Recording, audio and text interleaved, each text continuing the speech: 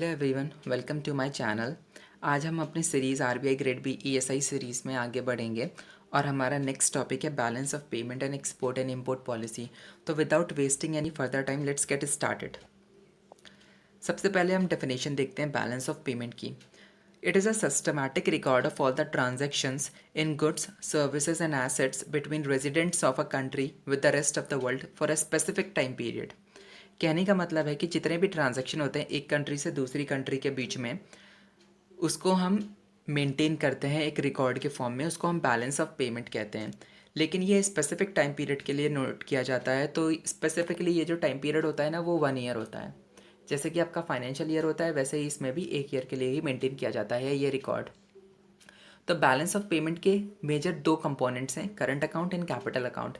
इसमें हम सारा रिकॉर्ड मेंटेन करके रखते हैं। अब किस अकाउंट में क्या मेंटेन करते हैं वो हम देखते हैं। सबसे पहले हम बात करते हैं करंट अकाउंट। तो करंट अकाउंट में हम क्या क्या मेंटेन करते हैं? Trade in goods. Trade in goods क्या होता है? Exports and import. जितना भी एक कंट्री एक्सपोर्ट कर रहा है या इम्पोर्ट कर रहा है उसको हम कहते हैं ट्रेड इन गुड्स। दूसरा है हमारा factor trade in services. Factor trade in services का मतलब क्या हुआ? जितने भी हमारे प्रोफेशनल दूसरी कंट्री में जाके काम करते हैं सर्विस सेक्टर में, उसको हम कहते हैं factor trade in services. Example के तौर पे आप ले सकते हैं कि इंडिया का आईटी बहुत ज़्यादा फेमस है और इंडिया के आईटी प्रोफेशनल्स बाहर जाके काफ़ी ज़्यादा काम करते हैं, तो वो आपका एग्जांपल हो गया फैक्टर ट्रेड इन सर्विसेज का। Another point is non factor trade in services. इसमें क्या होता है, जितने भी हमारे 4 फैक्टर्स हैं, land, labour, capital and entrepreneurship, जब ये फैक्टर्स यूज़ होते हैं किसी भी सर्विस में तो उसको हम non factor trade in services कहते हैं। इसका एक आपका एग्जांपल है टूरिज्म। यहाँ पे एक बात और ध्यान रखिएगा कि फैक्टर ट्रेड इन सर्विसेज और non factor trade in services को हम इनविजिबल्स भी कहते हैं, वहीं ट्रेड इन गुड्स को हम विजिबल्स कहते हैं। ऐसा इसलिए है क्योंकि जितना भी हम ट्रेड कर रहे हैं, ये मतलब कि एक्सपोर्ट इंपोर्ट हो रहा है, वो तो हमको पता है ना कि क्या हम एक्सपोर्ट कर रहे हैं, क्या इंपोर्ट कर रहे हैं, कितना एक्सपोर्ट इंपोर्ट कर रहे हैं।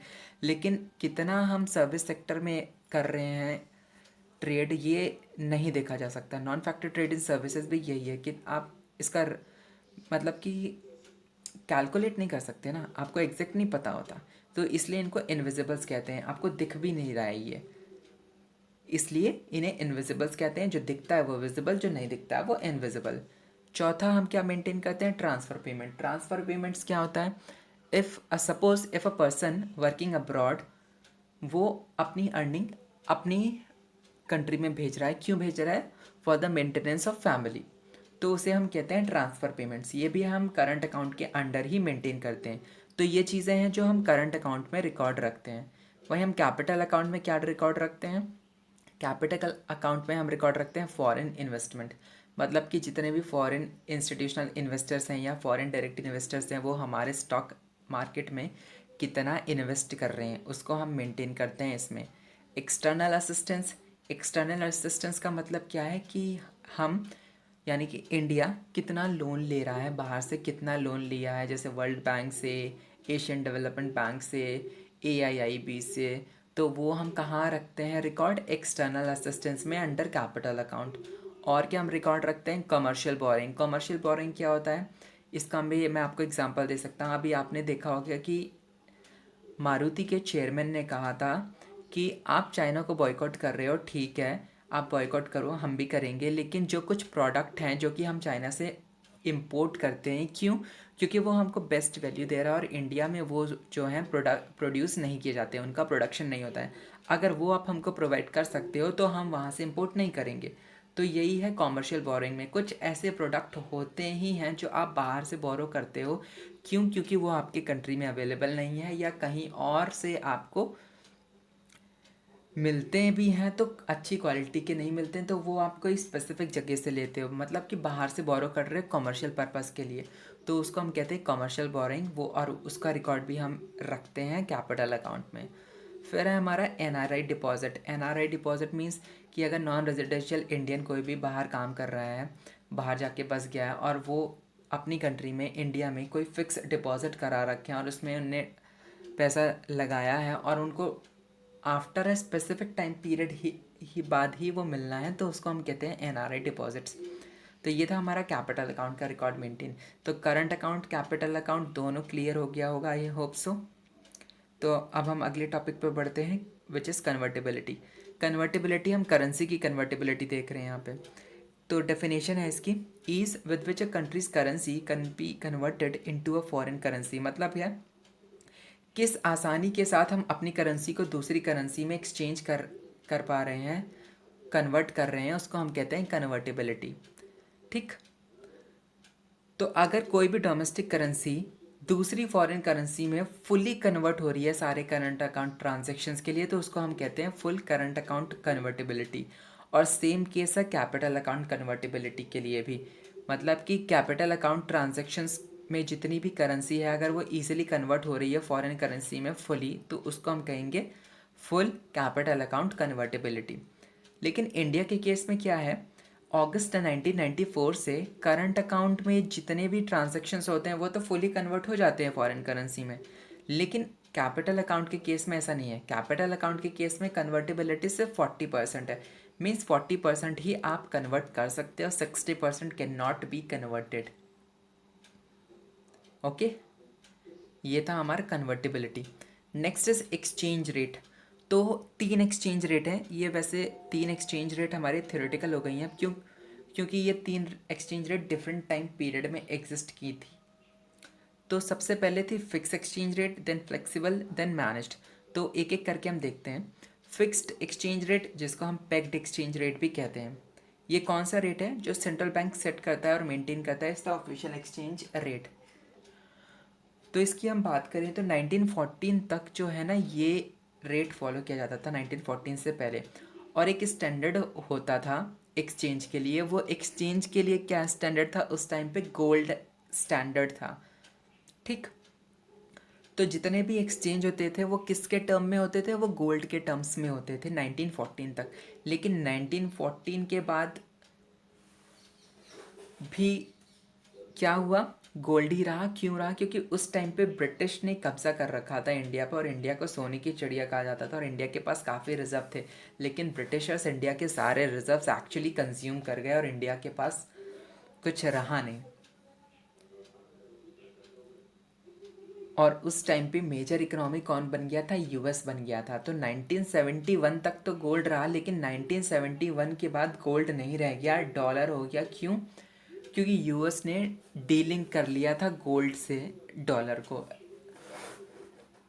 रीज़न बीइंग क्योंकि यूएस के पास इतना गोल्ड नहीं था कि वो लिंक कर सकें डॉलर को गोल्ड के साथ, इस वजह से उनको डीलिंक करना पड़ा। ठीक, ये हमारा फिक्स और पैक्ट एक्सचेंज रेट, ये समझने के लिए था, लेकिन यह फॉलो नहीं किया जाता है। अब चलता है हमारा मैनेज्ड एक्सचेंज रेट। लेकिन फ्लेक्सिबल एक्सचेंज रेट क्या है ये भी समझना ज़रूरी है, ये बाद में आया था। फ्लेक्सिबल एक्सचेंज रेट का मतलब है currency rate is determined by the forex market based on supply and demand. इसको एग्जांपल के तौर पे हम समझें कि ये क्यों काम नहीं आया और क्यों हमने मैनेज्ड एक्सचेंज रेट को अपनाया। सपोज़ करिए, एग्जांपल दे रहा हूँ मैं आपको कि एक मैन्युफैक्चर इंडिया में $1 की वैल्यू है 50 रुपीज़, मान लीजिए $1 की वैल्यू है 50 रुपीज़, और कोई मैन्युफैक्चरर अपने प्रोडक्ट ला के बेच रहा है यहाँ पे $500 की, तो उसको बेनिफिट कितना हो रहा है, उसने कितने की अर्निंग की, 25,000। ठीक, लेकिन अगर आरबीआई ने डिसाइड किया कि हमको रुपये का जो सर्कुलेशन है वो डबल करना है, उसकी वैल्यू डबल करनी है, तो क्या होगा, $1 की कीमत हो जाएगी 100 रुपीज़। डॉलर रहा 1 लेकिन वैल्यू हो गई 100। अब वही मैन्युफैक्चर उतने ही प्रोडक्ट उतने ही वैल्यू में बेच रहा है, मीन्स $500 में, तो अब उसको क्या मिल रहा है, अर्निंग 50,000। लेकिन सम हाउ फ्लक्चुएशन की वजह से मार्केट अप डाउन तो होता ही रहता है, तो $1 की वैल्यू हो गई 20 रुपीज़। तो अब क्या होगा, सेम नंबर ऑफ प्रोडक्ट बेच रहे हैं, सेम अमाउंट $500, अब क्या हो रहा है, सिर्फ 10,000। फ्लक्चुएशन आप देख रहे हो ना कितना हो रहा है। तो इससे वो मैन्युफैक्चर कैसे बचेगा, how will he has himself. तो इसके लिए थर्ड एक्सचेंज रेट आया, और आज हम वही फॉलो करते हैं, which is managed exchange rate. Managed exchange rate क्या है, ये मिक्सचर है दोनों का, फिक्स्ड का भी फ्लेक्सिबल का भी। इसमें गवर्नमेंट जो है अपना मैनिपुलेशन करती है एक्सचेंज रेट का, डायरेक्टली बाय बाइंग और सेलिंग फॉरेन करेंसी, और इनडायरेक्टली बाय मॉनेटरी पॉलिसी। ये आपका एग्जांपल के तौर पे आप चाइना देख सकते हो। China despite being having a strong economy, उनकी जीडीपी काफ़ी है, उसके बावजूद अपनी करेंसी को मैनिपुलेट करता है। क्यों करता है, ताकि उसको एक्सपोर्ट में बेनिफिट मिले, and China is export driven country. India भी आप देखते हो चाइना से बहुत ज़्यादा इंपोर्ट करता है, लेकिन एक्सपोर्ट उतना नहीं करता है। ये था हमारा managed exchange rate. Okay, I hope ये क्लियर हो गया होगा। आजकल यही फॉलो हो रहा है। ये 3 रेट थे आपके, फिक्स्ड,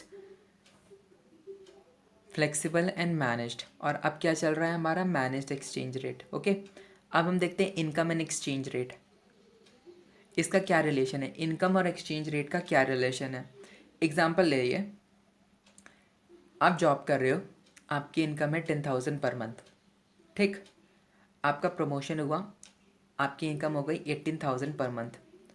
तो जब आपका प्रमोशन हुआ, आपकी सैलरी बढ़ गई 8,000, तो ऑब्वियस है कि आप अपनी इच्छाएं पूरी करना चाहोगे, आपकी स्पेंडिंग ऑटोमेटिकली इंक्रीज़ हो जाएगी, है ना। स्पेंडिंग इंक्रीज़ होगी तो अब या तो वो स्पेंडिंग होगी, आपकी इच्छा होंगी जो गुड्स खरीदने की, या तो वो इम्पोर्टेड गुड्स होंगे या इंडिजिनस गुड होंगे। अगर वो इम्पोर्टेड गुड्स हुए तो क्या होगा, इम्पोर्टेड गुड्स की डिमांड बढ़ेगी मार्केट में, और उसकी डिमांड बढ़ेगी तो फिर डॉलर की जो वैल्यू है वो इंक्रीज़ होगी।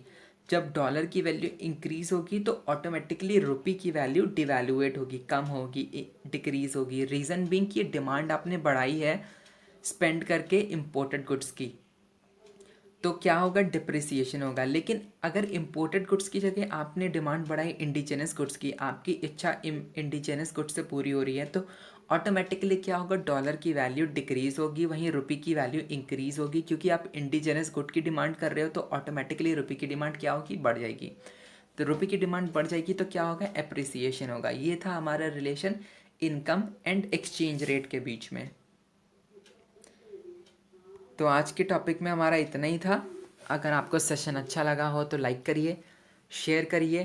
कुछ ना समझ में आया हो तो एक बार फिर से वीडियो देखिए, फिर भी ना समझ में आए तो आप कमेंट में क्वेश्चंस अपने पूछ सकते हैं। और वीडियोस आपको पसंद आ रहे हो, सीरीज़ अच्छी लग रही हो तो चैनल को सब्सक्राइब ज़रूर करिए। So thank you for watching. मिलते हैं अगले सेशन में।